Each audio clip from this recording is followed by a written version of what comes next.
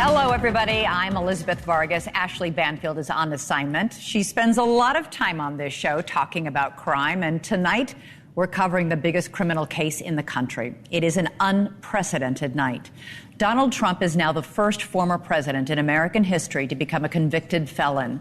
A Manhattan jury found Trump guilty this afternoon of all 34 counts of falsifying business records and conspiring to influence the 2016 election.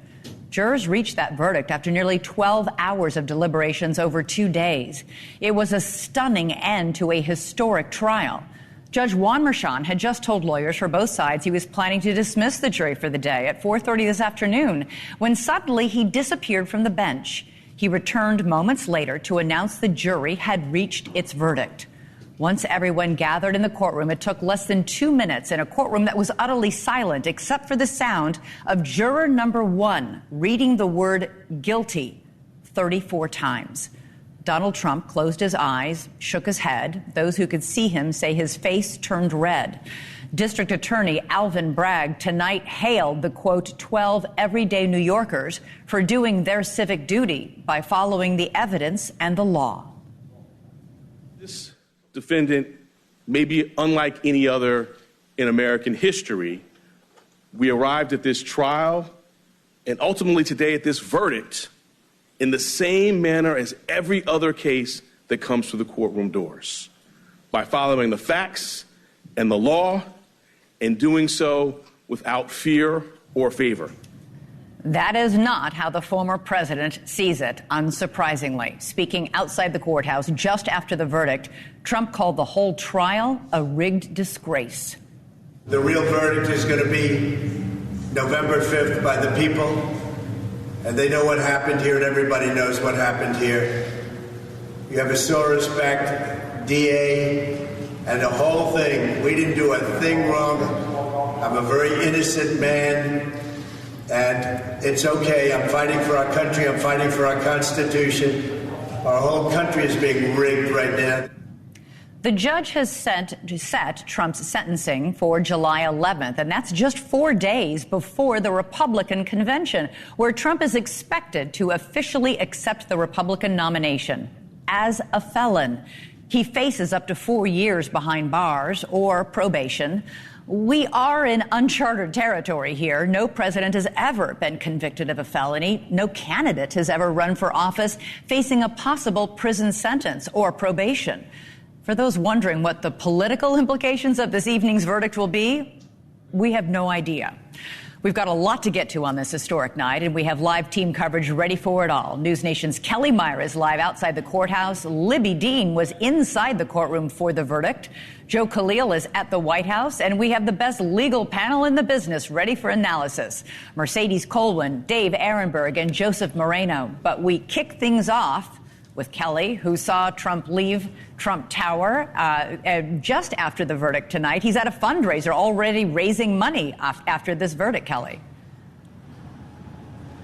Yeah, that's right, Elizabeth. He headed tonight after this verdict was reached to a fundraiser right here in Manhattan at a private residence. Now, this was on his schedule before this verdict was reached here today, but he has been fundraising off of this verdict. His site, we're learning, crashed with donations and went down as they were getting flooded with donations coming in after this verdict was reached. Now, we know he is also going to be holding a press conference tomorrow morning, 11 a.m. Eastern, at Trump Tower inside. He shared that on his Truth Social tonight, saying MAGA 2024. So he will be hosting that in Trump Tower. 9 years ago, he was coming down the Golden Escalator in 2015, entering the 2016 race. Now he will be returning there as the first former president in U.S. history to be convicted of a felony.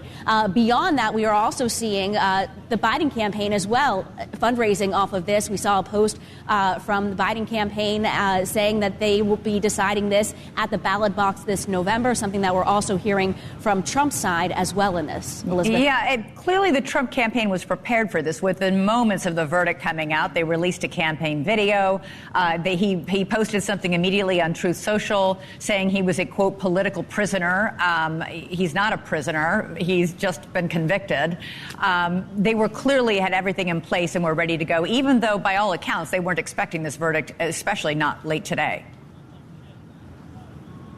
Exactly. And, I think a lot were caught off guard here outside the courthouse. As you mentioned, that they said that this was going to come to an end at 4:30, return back here tomorrow, and then they had that verdict that was reached. But as you said, the Trump campaign ready to go with that fundraising email. And we've seen this with the campaign throughout the past year, that they've been fundraising off the indictment or other criminal trials. And as we're seeing on the campaign trail, his supporters standing by him, some coming to vote for him because of what's happening to him, they say, here in New York and in other places across the country, standing by him. And I'm curious to see what those fundraising numbers come out to in the 24 hours after this verdict was reached. We'll be definitely watching for that, too. Yes, we will. Kelly Meyer outside the courthouse where the action was all day today and for the last several weeks. All right. Libby Dean was inside the courtroom today. She is our NewsNation reporter assigned to the Trump campaign. You've been in there for many, many days. By all accounts, people say that everybody thought, okay, we're getting ready to go home. It's almost 4:30 in the afternoon, and then the judge says there's a verdict. And you said there was an audible gasp in the courtroom. Yeah, frankly, I packed up my bag and I was ready to exit the courtroom. We really thought 4:30, end of second day of jury deliberations in this historic trial. But then they come back in, and he reads that we have a note. It was in gasps. Did he look surprised, by the way? Because I think he was also taken aback, the judge. I think everyone in the courtroom was surprised. It's fair to say that. The energy in there, I mean, we're not allowed to have any public displays of emotion. The court officers were very strict throughout this trial. And when we gasped, it was kind of like, okay, everyone quiet down, everyone quiet down. So I would say that everyone in there was tense. And what was former President Trump's reaction when he heard that news? I would say his reaction was less than everyone else in the courtroom. He kind of remained stone-faced. It was like he had prepped for that moment to have no reaction to the fact that there was going to be a verdict, whether that was guilty or not guilty, obviously guilty. We had heard other reporters who have been in the courtroom every single day of this trial say that he had come into the courtroom this afternoon feeling pretty good, in a good mood. As one reporter said, the happiest she'd seen him. And that when it was announced that there was a verdict, the air went out of the room. That immediately sort of everybody got very tense. Mm-hmm. That gasp that I mentioned is the perfect example of the air kind of like exiting the room there. But incredibly tense. When he walked into the courtroom, spirits kind of high, expecting to end things. He was chatting with Todd Blanche at the defense table, whispering back and forth as they kind of have this entire trial. But it really did leave the room. The energy did. Did any of the jurors look at former President Trump? Throughout the trial, I can say that none of these jurors looked at Trump as they entered that courtroom. What about today when they rendered their verdict? No, Trump did glance over at one point when the jurors were pooled asking, is this your verdict? And they went down the line of all 12 jurors, yes, yes, yes. That was the only point we saw Trump turn from facing directly forward, looking at Judge Merchan off to his right.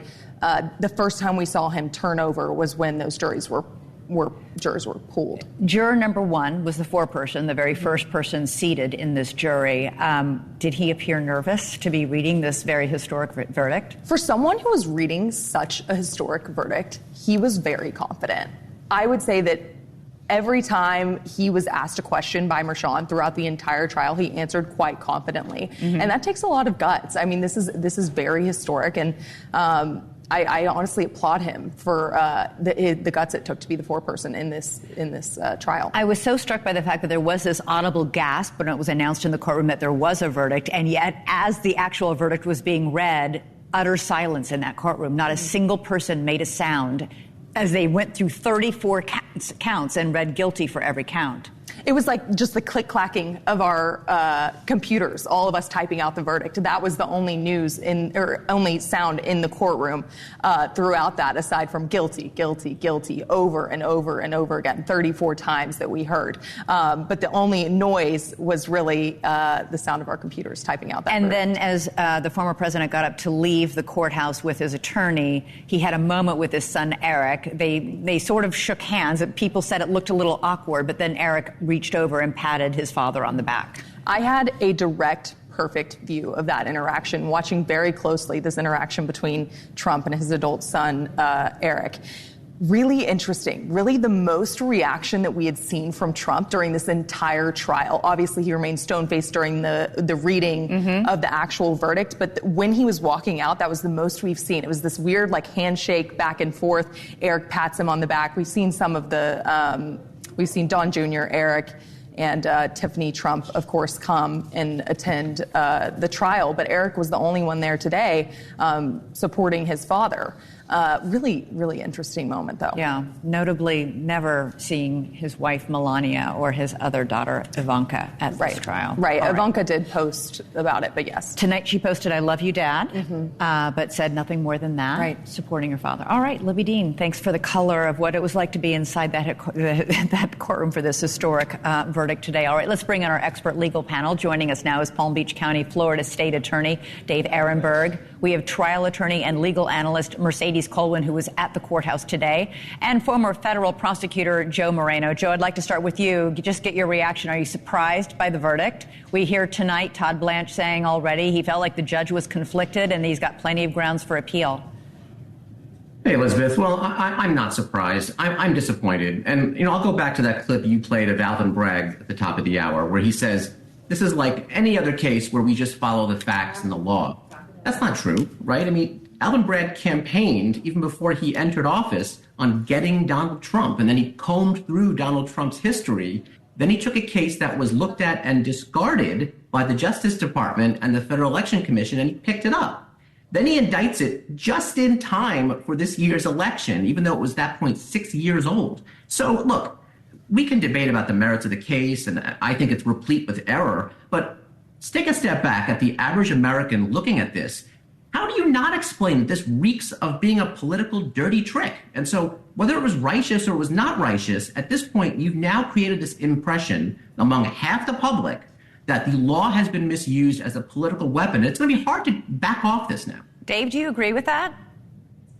I respectfully disagree with Joe. I think that Trump supporters will be motivated by this. Nothing motivates the MAGA base more than grievance and martyrdom, and they're going to stick with him no matter what. But I think for the small group of undecided voters, I don't think this helps Trump in any way. And I do think it motivates Democrats who haven't had a lot to be motivated about. I mean, look, when Michael Cohen went to prison, he was going to prison as someone who did this for Donald Trump. And yet Donald Trump escaped any responsibility because he was president at the time. So the law giveth and the law taketh away. I mean, you can correctly complain that perhaps he had a target on his back because he was a former president and despised in Democratic circles. At the same time, he got so many benefits that no one else does. I mean, he violated the gag order 10 times.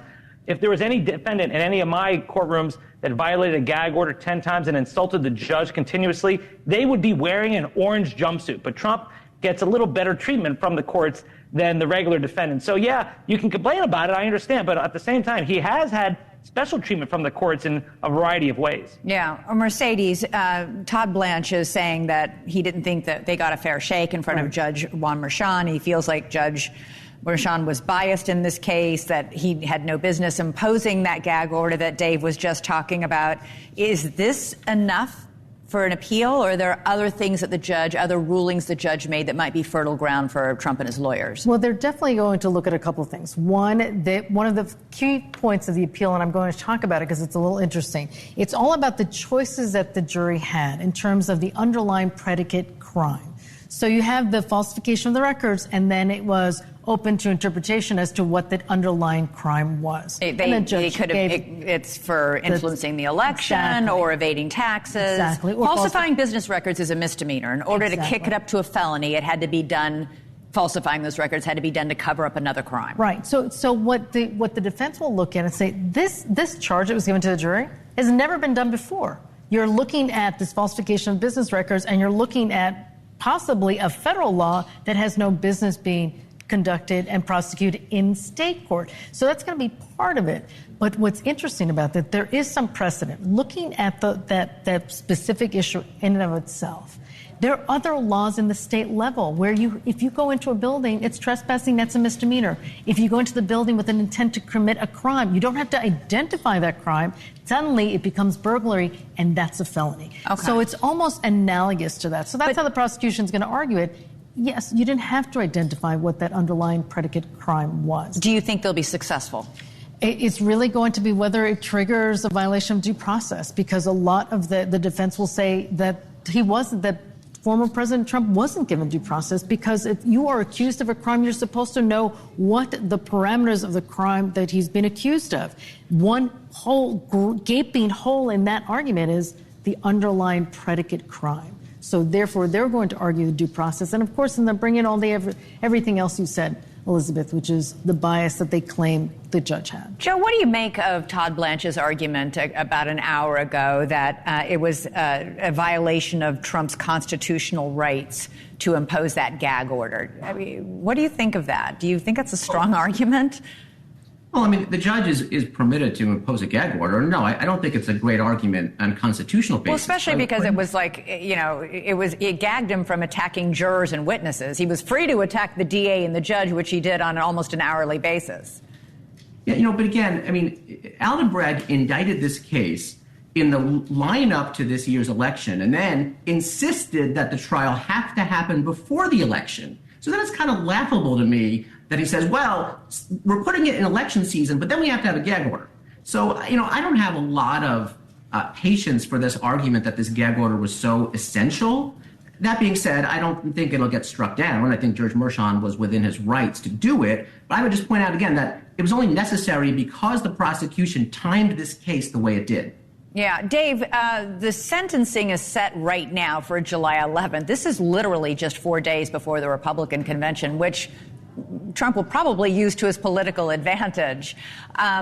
There's a variety of options here. He could face as much as 4 years in prison, as little as probation. There could be fines attached. What do you think will happen here? Elizabeth, I think it's either going to be probation or perhaps some house arrest. I don't envision him going to prison for this, although it is possible. Judge Merchan can take into account Trump's behavior at the trial, his lack of remorse, his 10 violations of the gag order. That can all be taken into account. But I still cannot envision Trump wearing a set of steel bracelets as a result of this. I still think he'll get either probation, possibly house arrest. But whatever he gets, it'll be on appeal, and he is not going to be serving any time or any penalty until well after the election, if at all. Mercedes, very quickly, how do you think Todd Blanche did in this case? I know that you were once asked to represent Donald Trump. You turned it down because you thought he might be an active defendant. It's difficult for a lawyer to do his or her best job with a client who's insisting things be done their way. Yeah, I was asked in the civil trial, the Jean Carroll case, I was asked to represent former President Trump. It is very difficult to represent someone who is such an activist in his own right. It's his liberty at stake. So it's understandable why a defendant might want to have a big voice in his defense, but you have to listen to your lawyers. We were here when we talked about how Costello should not have testified. Yeah, that was a huge mistake. That was clear that it was really, I'm sure, at former President Trump's urging that he did. All right. Mercedes Colwin, Dave Ehrenberg, Joe Moreno, great to have all of you and your legal expertise. You are the best. Really appreciate it. All right, coming up, we're going to go to Washington, D.C., where Democrats and Republicans alike are racing to their phones to post their own reactions to this historic verdict. They're also talking to NewsNation's Joe Khalil, and he'll join us live from Washington in just a moment.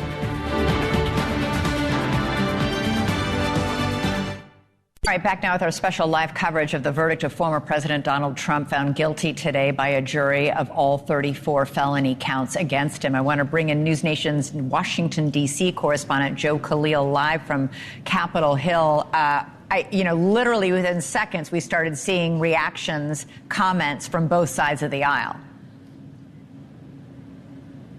Yeah, and it was really interesting. I want to start with the sort of elephant in the room, which is President Biden himself, who did not comment tonight. We had been talking to White House and campaign sources. They told us as of today that it was the likely outcome, that he was not going to make any statements on camera today, not stir the pot. At some point, though, Elizabeth, he is going to have to make a comment and react to this. Every time he walks past reporters, this is going to be the demand. So we are going to hear him at some point acknowledge this. And when he does, I think it's fair to say that it's going to be maybe one of the more consequential moments of his presidency, addressing this. Right. Now, his campaign, on the other hand, they did issue a statement. We did hear the Biden White House say, we respect the rule of law and have no additional comment. Like, that was it. Yeah.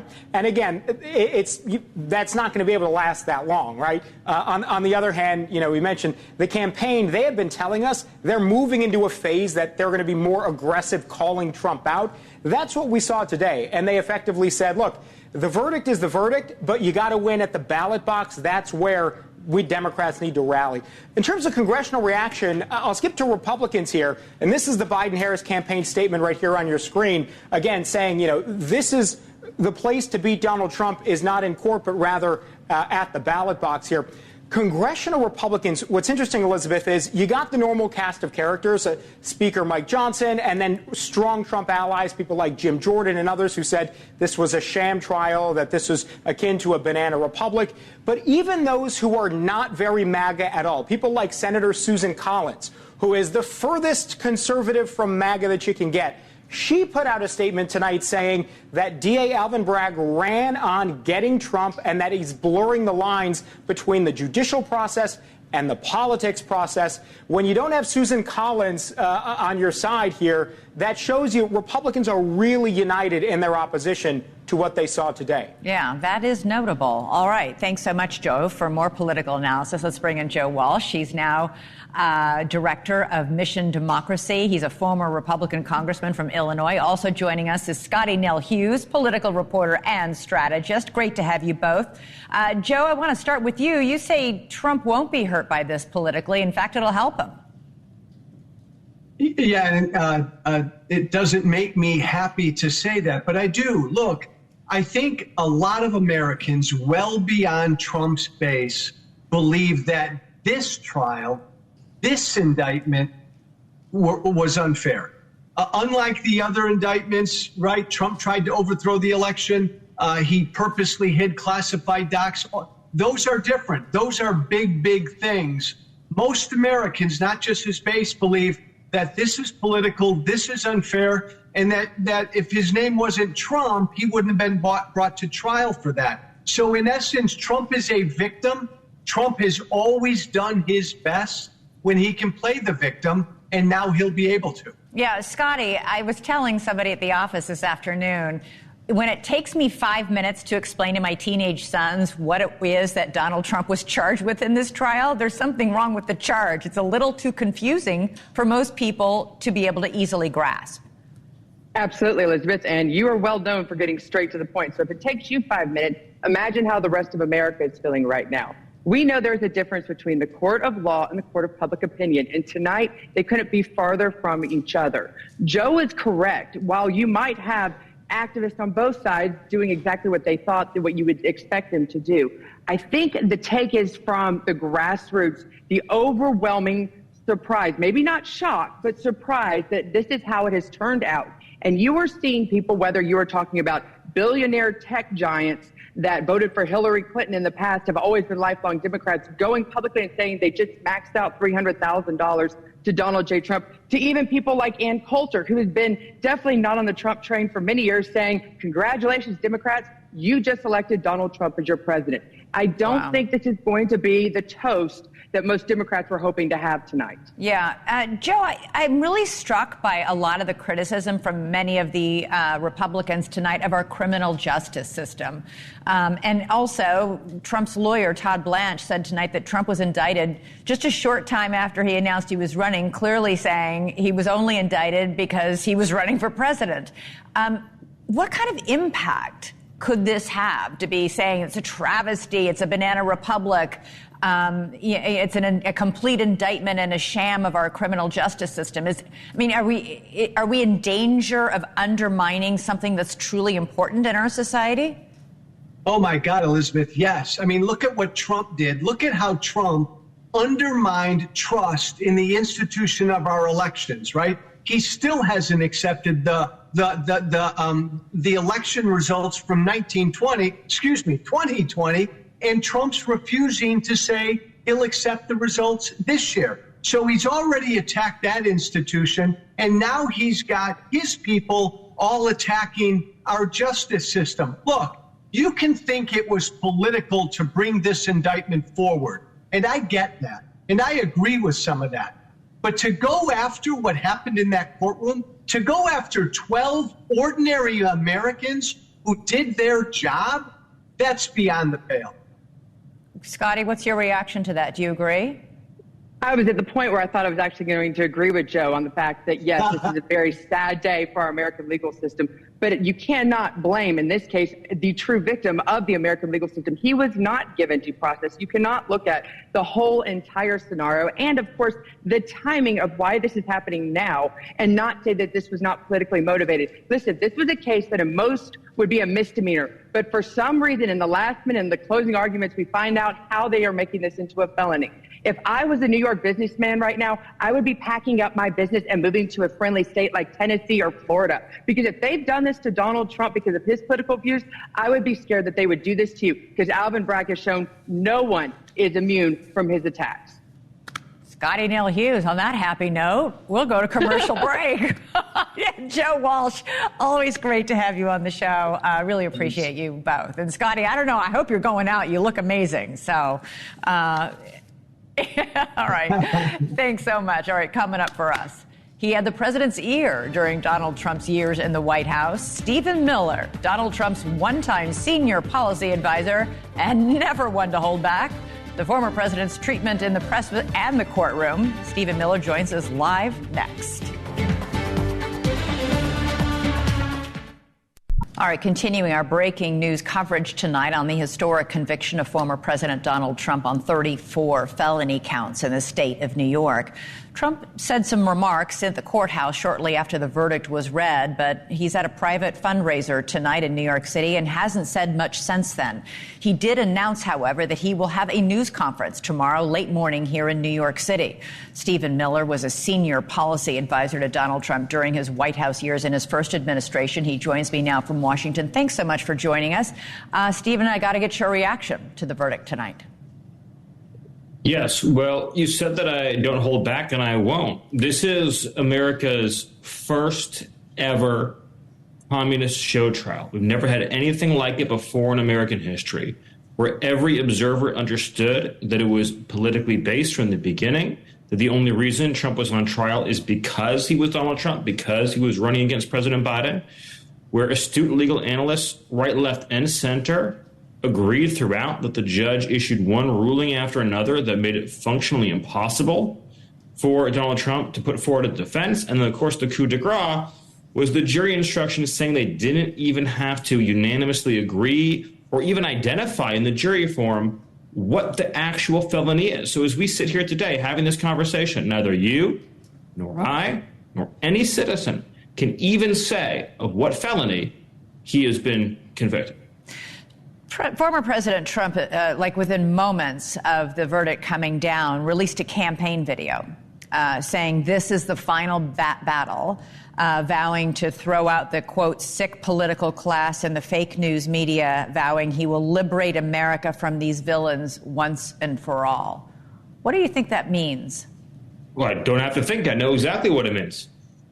He's referring to an entrenched political elite, whether it be the financial class, whether it be elements of the business class, elements of big tech, and a permanent political bureaucracy in government that profits from and enriches itself at the expense of the American people. So whether you're talking about the business interests that get rich off of open borders, whether you're talking about the deep state bureaucrats that become powerful and almost have an extraordinary resilience to any democratic outcome because they stack the deck in their favor and they can't be fired, they can't be removed, they can't even be sidelined. And whether you're talking about politicians themselves who profit from insider trading, who make money off of incredible investment tips that nobody can explain, and then the class that gets rich off of foreign wars as well, too. They work in Congress, they fund foreign wars, then they leave, they work as defense contractors. And we know all of this. This is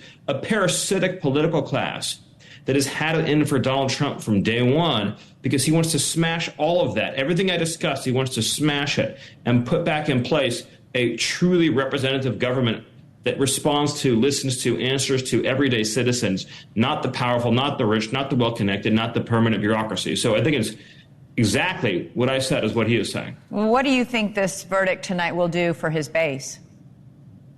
it will not only energize his base. I mean, we're seeing that. I mean, the websites crashed. The donation websites crashed tonight. They're now back online.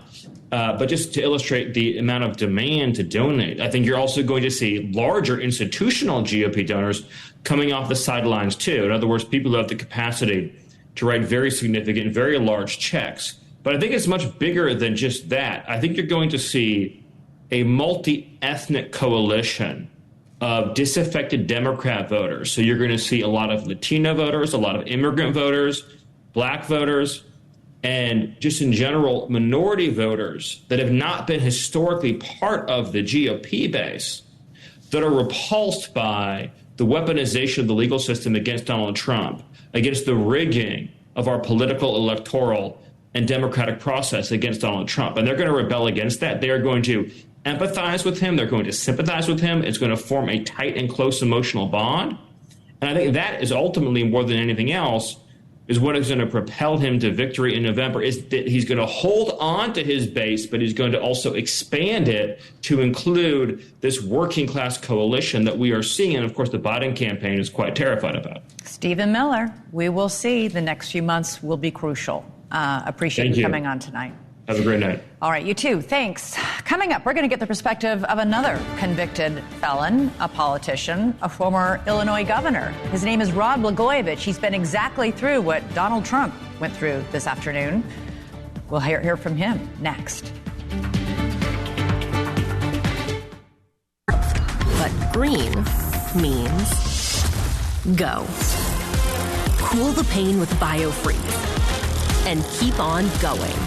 BioFreeze. Green means go. All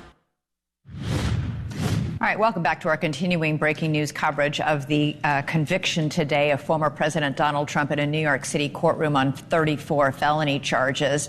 Joining us now is someone who knows what it's like to be a high-profile politician on trial, then later convicted and sentenced to prison. Former Illinois Governor Rod Blagojevich. Trump commuted Blagojevich's federal prison sentence in February 2020. It came after he served nearly 8 years of a 14-year sentence for trying to sell Barack Obama's Senate seat after he was elected president.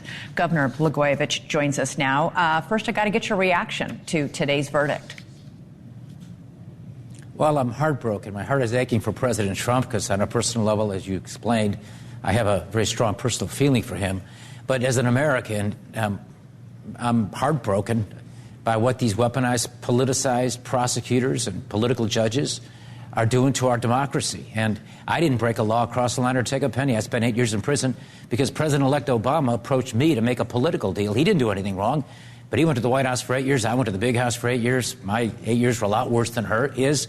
But I could recognize fake corruption charges. They failed to convict me at a first trial. They tried me a second time, and they custom-tailored fake jury instructions to criminalize things that are illegal. And then they call them crimes. And they're doing the same thing to Trump. In your trial, the second trial, the first trial ended in a hung jury. The second trial, the jury took 10 days to convict you.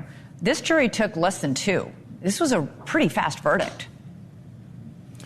And yes, and that was an indication that they were going to convict, because having gone through the experience twice, and it's a very difficult experience to have to deal with, when the jury comes in quick, that means they've already made a decision.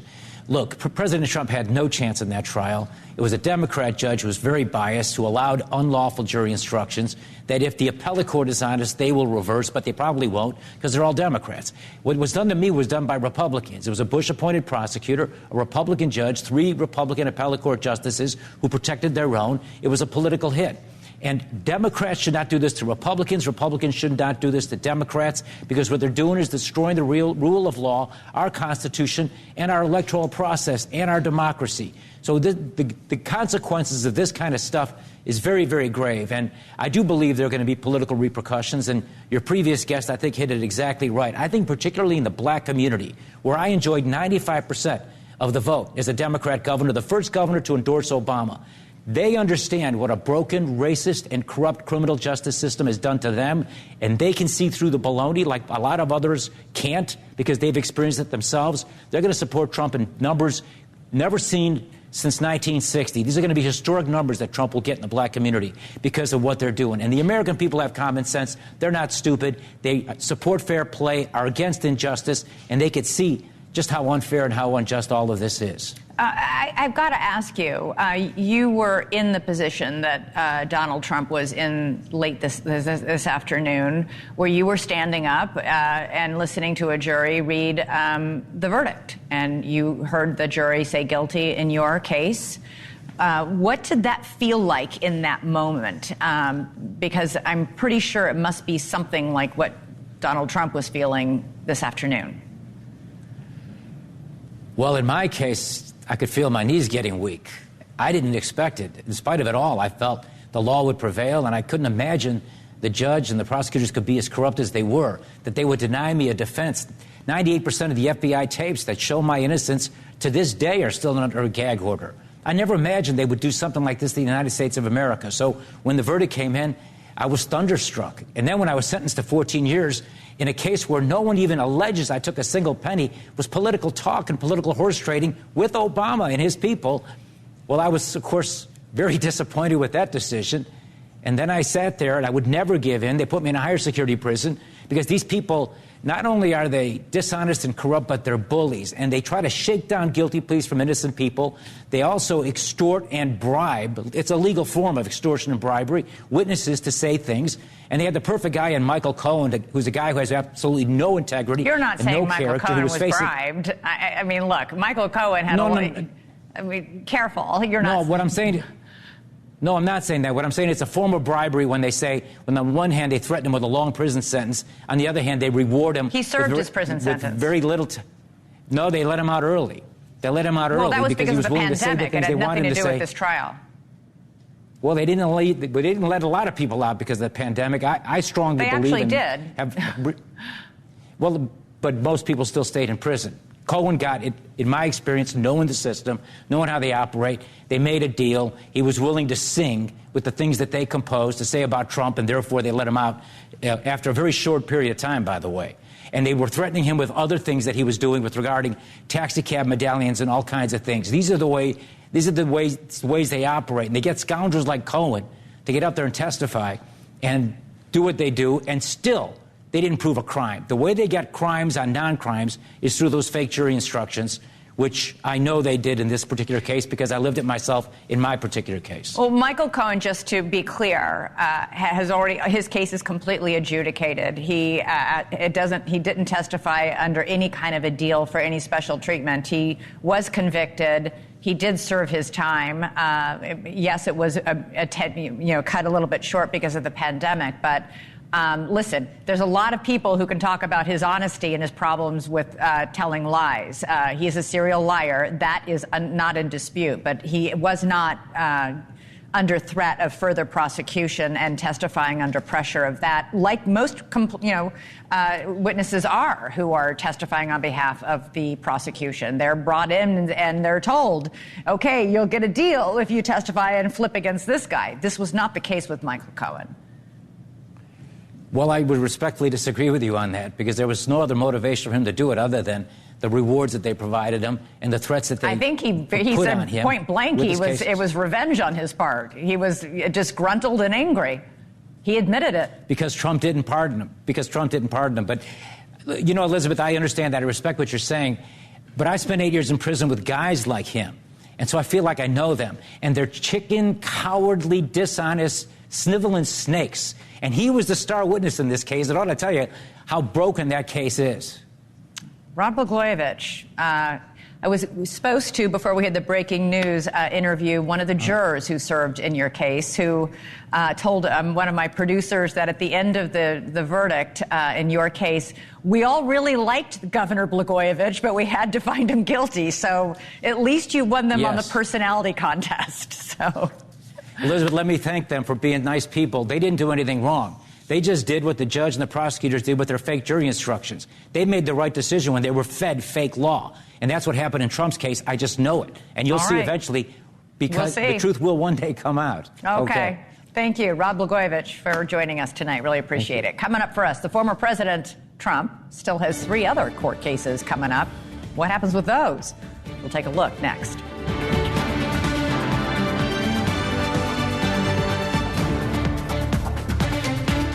The last hour talking about what happened today, because it was history making. Let's face it, it was history that was made today. But it's not the only case that Donald Trump is the defendant in. There are three others.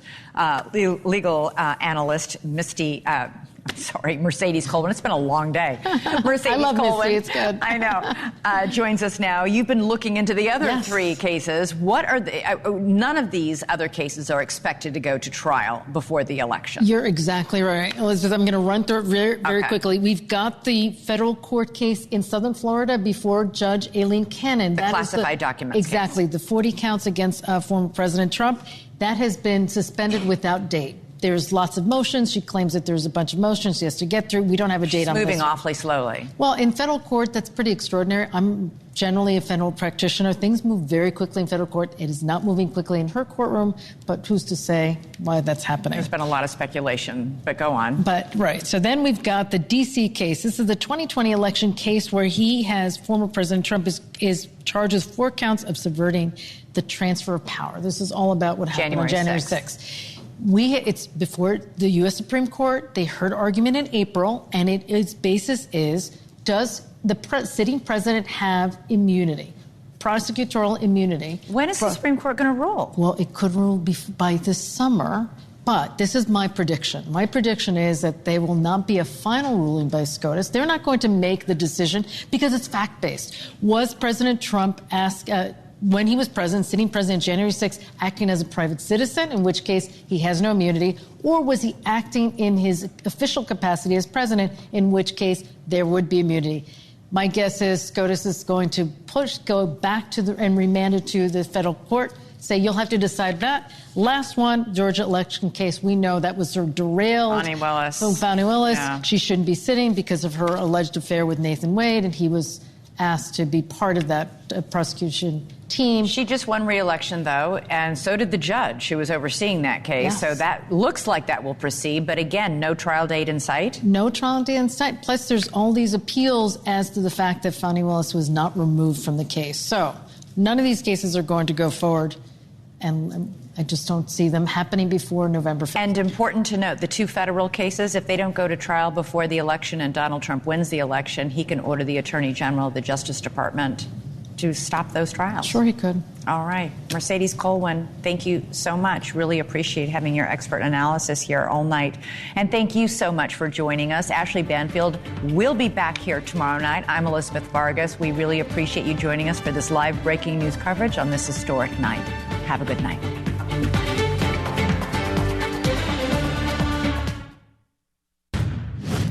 All right, I'm Chris Cuomo. Former President Donald John Trump found guilty, once again making history for the worst reasons. He is now the first president to be convicted of a crime. The jury returned a guilty verdict, all 34 counts of falsifying business records. But the number of counts is misleading. They all relate to the same scheme. The question was, did Trump illegally influence the 2016 election by hiding payments from the campaign to reimburse Michael